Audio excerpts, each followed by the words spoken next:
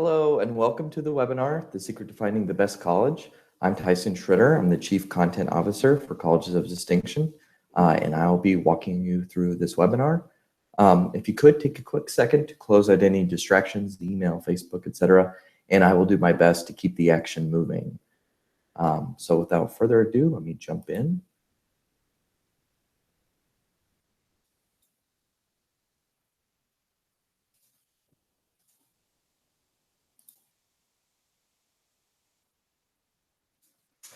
Like I said, my name is Tyson Schroeder. I'm the Chief Content Officer for Colleges of Distinction. It's my job to provide the college-bound community with advice and news about the college search process and share the insights that we as an organization have learned into what makes a quality undergraduate experience. If you stick around to the end, we will have a special offer, so we hope you will do that. Most people find the college search very frustrating. So why is that? A number of reasons. One of the things that we kind of found frustrating, and one of the reasons why we started Colleges of Distinction, was that we found that a lot of the resources that exist out there are focusing on the wrong things. Things like the acceptance rates of the school, the reputation of the school, how much fun a student has on campus, or any of the other kind of to this school. One of the things that we didn't like was how schools, how these rankings would have one school 33rd and another school 133rd. How can you really rank order, schools using these kind of statistics? Can diverse institutions really be, sorted out and ranked by statistics like these? And how actually relevant are these to the average student? The truth is that it's extremely difficult to quantify and qualify all colleges and universities. For one thing, the very act of measuring colleges is based on the assumption that all students are alike, that they want and need the same thing, and that it might be possible to create some kind of ideal college that would be perfect for everyone.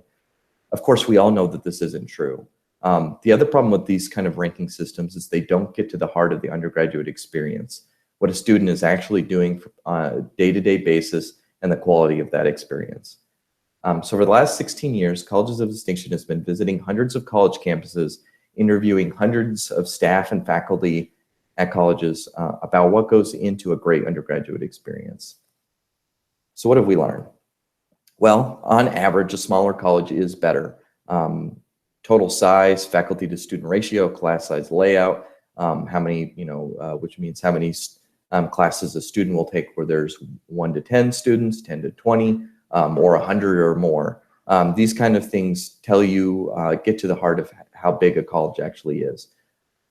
Smaller schools usually mean smaller classrooms, which means more manageable of an experience for the faculty member. And it gives professors a chance to know students as individuals, not just numbers. It also provides more of an opportunity for professors to challenge students with writing assignments and essay-based tests, as opposed to a never-ending litany of multiple-choice questions.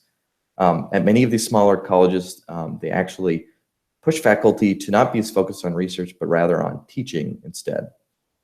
The next thing that we've learned is that schools that de-emphasize ACT, SAT scores are great.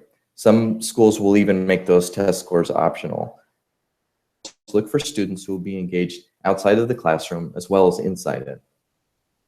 These students compete in sports, do volunteer work, conduct independent research, and study abroad. They are not just thinkers, they are doers.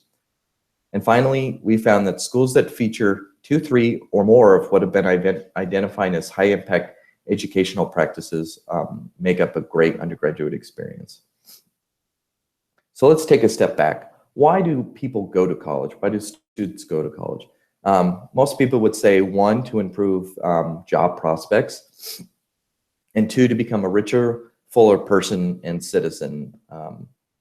So how do we get to that? Well, college no longer is about gaining one skill, or it should no longer be about gaining one narrow skill or set of skills and using it throughout your straight line of a career. That kind of straight line just doesn't exist anymore. Today it should be about having a broad set of skills and being able to see connections across seemingly unconnected ideas.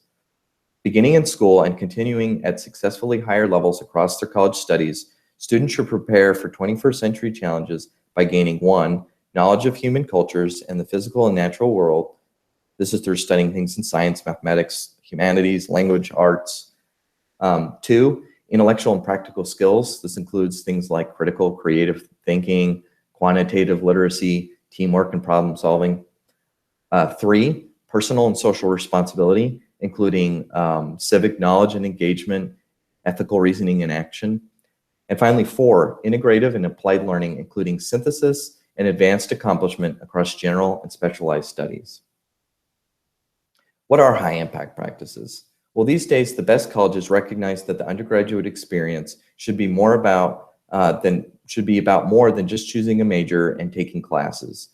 Many universities and colleges now provide enhanced academic experiences to undergraduates. To make coursework more relevant to modern students, some institutions offer programs to encourage collaborative learning and provide hands-on educational opportunities. In most cases, these programs do not replace academic majors, but instead build upon them. It tells us a number of things about these high-impact practices. You can read a few of the benefits, and we'll dig a little bit deeper in these as we go through them individually. But I want to mention that Colleges of Distinction is unique and that we recognize those institutions that successfully incorporate one or more of these high-impact educational practices into their undergraduate curriculum. So what do you need to know? Well, we're going to give you explanations and examples of all 10 high-impact educational practices, and we'll also help you find these practices in your college search. So here are the 10 high-impact educational practices. We're going to dig into them one by one. You will probably notice as we go through, a lot of them have overlap between each other, and that's a good thing. They're kind of building upon each other's kind of areas of expertise. So first off is the first year seminars and experiences. It can be overwhelming to start at a new college as a freshman or transfer student. Many schools now provide seminars and small group experiences for first year students to help them acclimate to the college setting.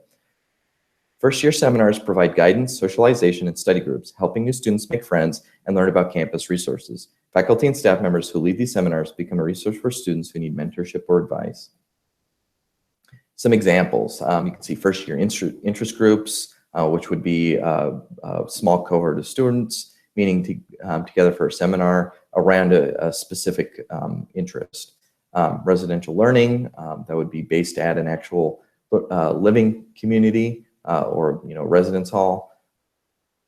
Undergraduate research scholars, first year seminars, service learning, community-based projects. So how do these first year experiences improve student outcome? Well, first year interest groups increase students' likelihood to seek out campus resources and engage in activities such as study abroad and undergraduate research. Participating in a first year seminar also increases the likelihood that students will use campus services such as writing centers, advisory groups, or career services. Students who take part in first year experiences regularly demonstrate higher retention rates than similar students who did not join the first year programs. They also generally have higher grades than students who do not participate. So some examples of first year experiences. Well, at Capital University, there's trend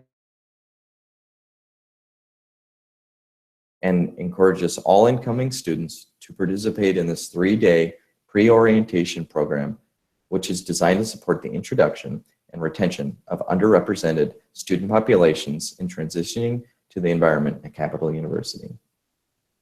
At Lemoyne College in Syracuse, New York, Lemoyne's Office of First Year and Transition Programs strongly encourages students to participate in their first year learning community program.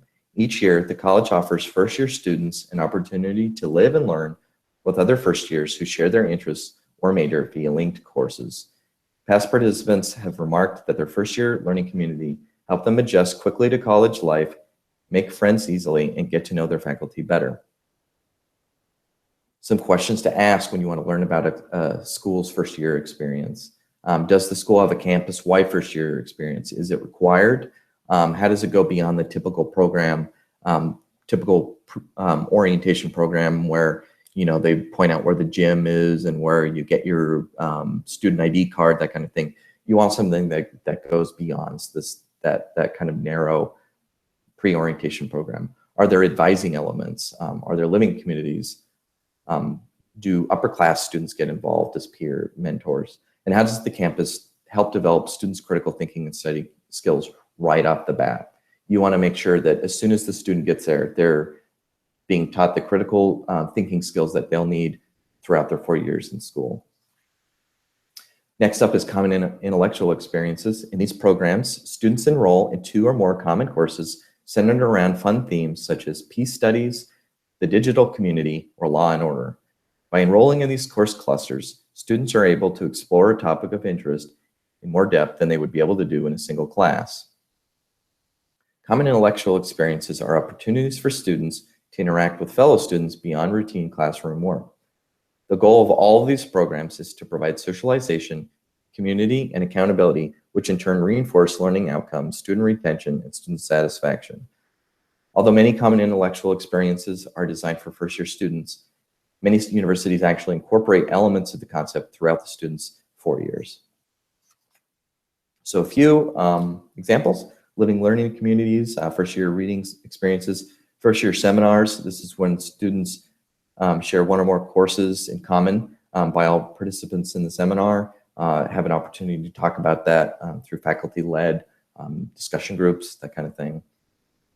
So how do these improve student outcomes? Well, you can read a few here, very similar to the first-year experiences. The idea is helping you acclimate to campus, forge some groups, find some friends, improve retention rates by joining social networks. Faculty often report higher engagement in grades. And then students often will report that they have a deeper satisfaction and understanding of the subject material. At LaSalle College, the core curriculum guides learning across all majors within LaSalle's unique connected learning environment. With its emphasis on multidisciplinary thinking, ethical reasoning, and problem solving, the core curriculum provides the basis for the skills and breadth of knowledge students need to succeed in the working world. The core curriculum is built on a set of 14 outcomes that are also integrated across major courses in all majors. They represent 3 goals: 1, core intellectual skills; 2, knowledge perspectives; and 3, synthesis and application. Each major culminates with a capstone and internship experience, connecting the core curriculum with individual department outcomes, skills, and knowledge. Questions to ask. What does the school's core curriculum look like? How kind of complicated, or how many courses are involved? How deep into a student's 4 years does it go? Do they have first-year reading assignments? If so, what classes or events related to the assignment? What first-year seminars are offered? Are they interdisciplinary? Meaning, if it's the topic is law and order, do you get a historical, a social, and a media kind of aspect of the topic? Our next high-impact practice is learning communities. In these programs, a small group of students take 2 or more courses in common and generally also bring the students together in a shared on-campus living environment or seminar. Because students get to know each other outside of the classroom, these programs foster interaction and community. In turn, students in learning communities tend to become accountable to and supportive of one another. The long-term goal is to improve students' academic engagement and performance across courses. Many learning communities center around a topic that transcends a single discipline, such as pre-law or pre-med, or a broad theme such as the future of science, and may incorporate research, professional training, or service learning components. Some examples you would see here: honor seminars, living learning communities, interdisciplinary thematic programs, study abroad communities. This would involve students taking 1 or more campus courses in common, which then feed into connected study abroad experiences. So how does this improve student outcomes? Well, again, the collaborative learning promotes retention, increased connections, improves attendance, grade, understanding of course material. At Allegheny College in Pennsylvania, Allegheny's living learning communities are limited to first-year students who enroll in a specifically designed freshman seminar class. Classmates live together in a single residence hall. The close proximity encourages students to talk with each other about class and work together on homework and projects. Students who have been in previous LLCs praise them for providing a sense of community, extra support in the transition to college, and many opportunities to get involved in college life. At Colorado Mesa University, they have 4 different themed communities, 2 which are class-based, the criminal justice community and the STEM program, which are actually for specific majors, obviously, and then the outdoor experience and the performing arts, which are more interest-based living communities. Questions to ask when thinking about living learning communities. What learning communities exist? Are there learning communities specific to your area of study or other interests? How many students participate in the living learning community of your choosing, and how involved are students? What kind of resources are provided to make the living learning community worthwhile?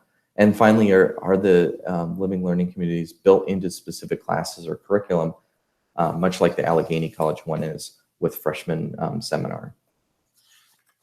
Our next high impact practice is writing intensive courses. Rather than evaluate progress using multiple choice exams, writing intensive courses require critical thinking and evaluation through written essays and research projects. These courses focus on writing assignments within academic majors rather than general education courses, and provide essential practice in writing for students regardless of discipline. A few examples: your senior, your honors thesis. This would be at the end of your term. You're writing a long paper. Similar to that, it would be capstone project, methodology course in a major. So if you're a biology course, biology major, you might have to learn to actually write in a academic major or an academic manner that a biology professional would be doing. And then finally, freshman seminar. So how did this improve outcomes? Well, frequent writing opportunities throughout students' college careers ensures that they are exposed to different styles of writing and are forced to use written expression to answer questions about their major subject material. Writing generally requires students to think more critically and possess a deeper understanding of course material compared to standardized multiple choice or other testing. Young Harris College in Young Harris, Georgia, features Rhetorica, the art of writing and speaking at Young Harris College, an academic program created to improve students' written and spoken communication. Students take writing and speaking intensive versions of courses that are more interactive than typical lecture courses, enabling them to write papers and make presentations about topics that interest them and engage in lively discussion and debate. The Center for Writing and Speaking helps students improve their performance on papers, presentations, and in-class discussion. Question to ask. How does the school encourage each student to develop writing throughout their time on campus? How prevalent are writing assignments and versus essay-based tests or versus multiple choice tests? Does the major you are interested in have a writing intensive focus? Are there or will you be taking multiple choice tests throughout your major? What does Campus Writing Center look like? How much is it used? How many resources is the university providing? Is it a major focus for the school? Next up is collaborative assignments and projects. In the working world, jobs are becoming more interactive and team-based. The goal of collaborative projects is to help students learn how to function in these modern work environments. In many of these courses, students perform research or solve problems as a team, allowing them to learn the skills necessary to work together in an efficient and productive manner. With these practices, students learn how to share tasks, engage with each other, and benefit from others' viewpoints and backgrounds. A few examples, one that I'll pull out, service learning assignments. In these outside projects, students work together in a volunteer capacity to provide service to the community. Some of these projects may be academic in nature, such as assisting a nonprofit with content for a website or research for a community-based program. How do these improve student outcomes? Well, by working cooperatively together on a team, students develop strong communication and leadership skills, as well as learning how to listen and work together effectively. Appreciation for diversity is heightened as students work together with people of different ages, culture, and academic ability. And when successful, they discover ways to identify each of their skills and how to best benefit from what each person brings to the team. At Rhode Island College, the Emerging Leaders Program provides students with a number of collaborative academic workshops. The workshops center around themes such as personality and self-awareness, intercultural communication, and wellness and balance, and teach students how to work and learn together. From these workshops, students emerge with new understandings of cultural differences, the importance of social responsibility, communication and leadership skills, and how to perform professionally as a team. Questions to ask about collaborative assignments. What collaborative assignments are part of the first year program? What collaborative assignments will be done during your major or potential major or even your minor? How much of an emphasis does the school place on collaborative assignments as a whole? Next, high impact practice is undergraduate research. The value of original research as a learning tool cannot be overstated. Students are more likely to retain information gained from independent inquiry, empirical observation, examination of primary source material, and experimentation. Lectures and textbooks are a great way to introduce subject matter, but they are a poor substitute for hands-on learning. By incorporating research activities into undergraduate curricula, universities are able to provide students with direct experience within their academic discipline. Some examples. Senior thesis or capstone that would have a research aspect to it, laboratory classes, of course, honors research, independent inquiry courses and independent study, and methodology and research courses. How do these improve student outcomes? Well, by working directly within an academic field, rather than relying on the work of others as distilled in the textbooks, students gain a deeper appreciation for a subject with longer lasting retention of information. Students gain a better appreciation for existing scholarship as they learn how to critically examine the work of others. They then can demonstrate a mastery of the information through their own reflection and reporting of their findings. By synthesizing knowledge in final reports, they also have to understand and communicate the work of others. The Loyola Undergraduate Research Opportunities Program offers opportunities for undergraduate students to work with faculty and graduate students on projects involving original research. Students are furthermore encouraged to participate in related service learning opportunities and internships to further their knowledge and broaden their base of experience. At the University of Denver, the program Partners in Scholarship connects students and faculty for research projects. Students gain valuable research experience in their major, as well as a faculty mentor in their field. As further enhancements to the program, they offer grants for research and travel, and students are encouraged to present their research at an on-campus and a national research symposium. Questions to ask about independent research. In my area of study, what opportunities will exist for undergraduate research? What are some past examples of students' work? And are there opportunities to present outside the school, i.e. are there travel opportunities to National Research Symposium?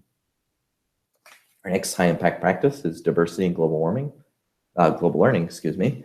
Today's students live in a global marketplace. It's critical that they learn about other cultures and worldviews in order to have the best chance of success after graduation. Diversity and global learning programs provide students with the opportunity to learn about people with different languages, religions, politics, genders, and cultures. This experience provides tools for communication and cooperation in a world where global interaction and travel are commonplace. A few examples: individual study abroad. This is the traditional study abroad program where you find a country you want to go to and you kind of go off and take classes for a semester. International internships. This is kind of a merging of the internship idea, but you would do it international. University-led study abroad. This is where a program is organized by the student's home university and taught by their faculty, but at an international location. Usually this consists of 1 to 3 courses around a common theme or single major. So how does this improve student outcomes? Well, the U.S. Department of Education highlights the need to build global literacy among college students as a key part of ensuring the country can continue to compete internationally. Learning about other cultures expands students' appreciation of diversity and expands their own worldview. It provides opportunities for critical thinking and analysis, new approaches to subject matter, and cross-cultural communication. At St. Edward's, the Global Understanding Certificate provides an examination of a number of different international issues and processes and gives students an opportunity to demonstrate global citizenship and engagement. Students in the program must participate in study abroad and take a number of other required courses and may also participate in international service projects. Questions to ask about global learning. Is study abroad required? Is there a January term or J term during which students are often encouraged to study abroad? Are there faculty or university-led study abroad connected to your major or area of interest? Are there scholarship opportunities for study abroad, which can be very expensive? Are there domestic study abroad opportunities? Meaning maybe a film student would go to Los Angeles and check out some programs there, or another of alternative spring breaks, which we'll learn about in just a second. And are there diversity or interdisciplinary programs in the core curriculum? And finally, is language required, and is there language immersion programs? Next, we have service learning and community-based learning. Learning doesn't have to stop at the classroom door. Many universities have developed relationships with community partners so they can offer service learning programs to their students. These are programs that put students into the community as volunteers and interns, allowing them to put their coursework into practice in real-world settings.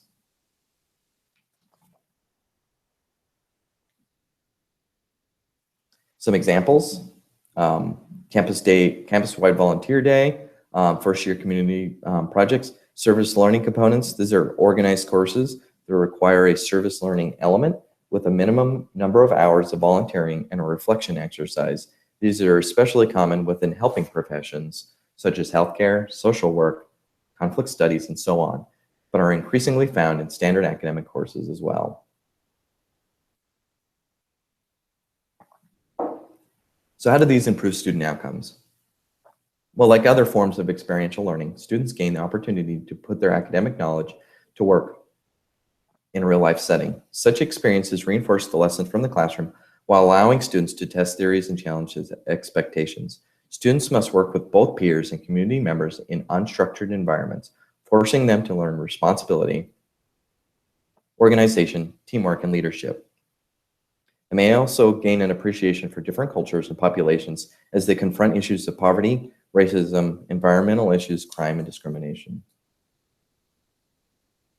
At Hollins University, students can participate in a number of international service learning programs. In the School of Field Studies, students engage in research in ecology, environmental concerns, and sustainable development while assisting communities in locations such as Costa Rica and Kenya.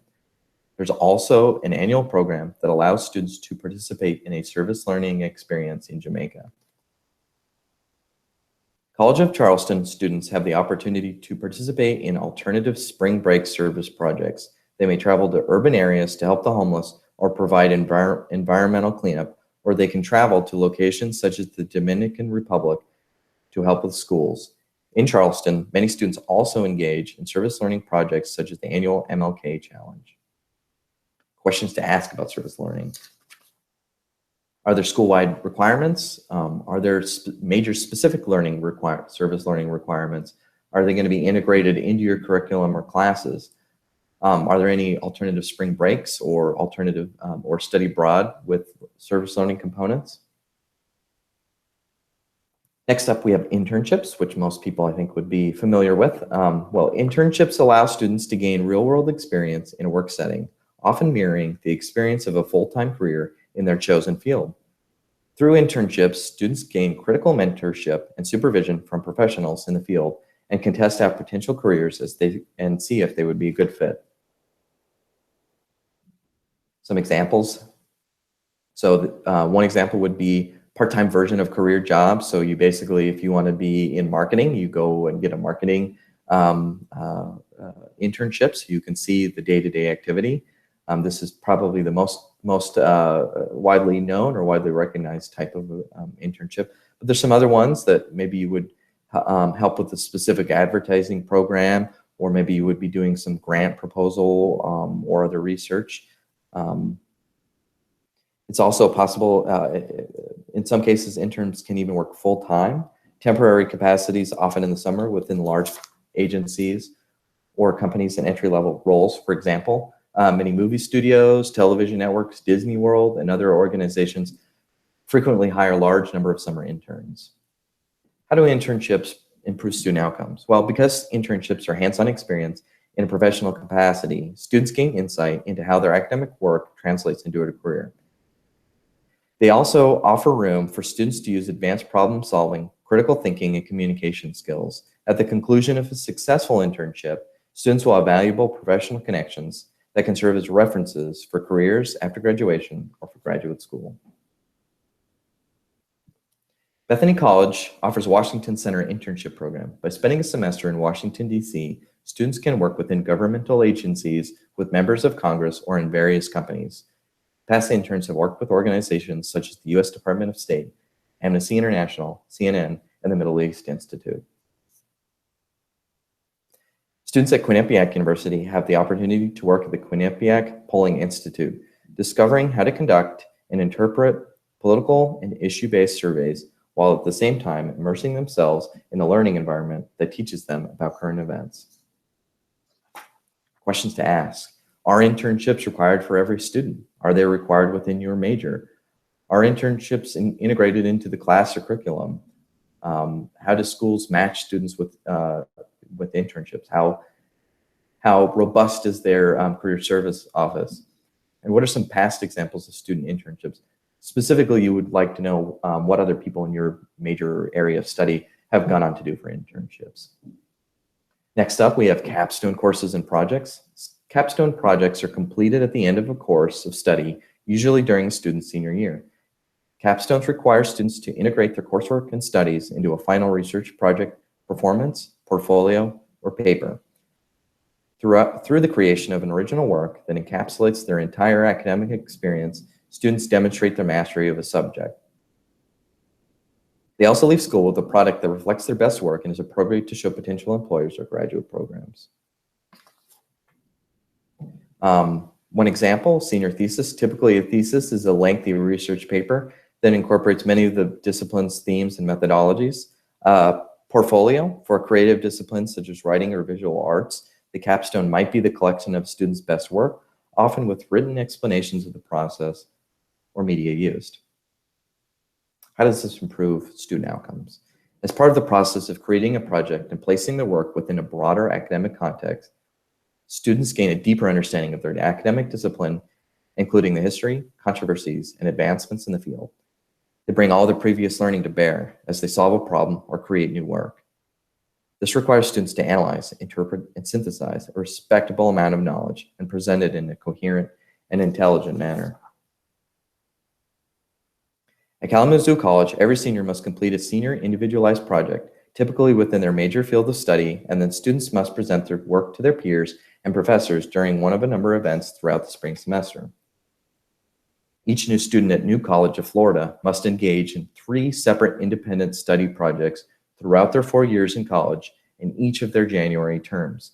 In the 4th and final January term, students must create a senior thesis and defend it orally in front of a faculty committee.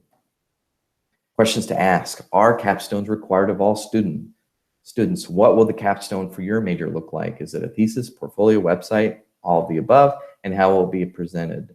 Just written, or do you have to present it orally in front of a committee or in front of your fellow students? And will you have a portfolio to present to future employers at the end of your 4 years? So as you've seen, there's a number of outcomes that high impact activities increase for students. And these have been tested across different types of schools, across different programs with different students. And the same kind of outcome improvements continue to pop up. So they actually did a little research, asked employers what they thought of 4 different high impact practices and how they would help students. 84% thought that completing a project would help. 81% thought that completing an internship or a community-based field project would prepare students for success. 81% of employers thought that developing research skills would improve students for success. And finally, 73% of employers thought that working through ethical issues would lead to success. So our concluding thoughts. What you really want to do is get a full sense for how the school is incorporating all of these high impact practices. You want to see, a good number of them, not only in your specific major, but actually integrated into classes and curriculum. First, you want to start off the experience with a strong first year experience, which leads into a strong common intellectual experience. You also want to see how much does the school stress writing, as well as collaborative team-based assignments. Other high-impact practices in the major of your choice or in your interest area. So are there learning communities, study abroad opportunities, service learning? How does the school encourage and facilitate internships and research? Again, what does their career services office look like? What are some past experience of students' research and internships? And finally, what are the capstone requirements? What kind of work will I have to show for my 4 years when I'm done? So how do you find information about these high impact practices? Well, there's a number of ways. You can find it through guidebooks and things like that. You can also ask the schools directly. You can find it on their website. Usually when you're touring a school or you're getting ready to apply, these are good questions to send over. One final thing that I would mention is the Colleges of Distinction Guidebook, which is now available for pre-order on Amazon.com. Highlights here. It starts off, it goes more into depth with kind of our key insights into the college search process. You got a little taste of it at the beginning of this, but we go into more depth about how and why we kind of started Colleges of Distinction and our kind of take on the college search process.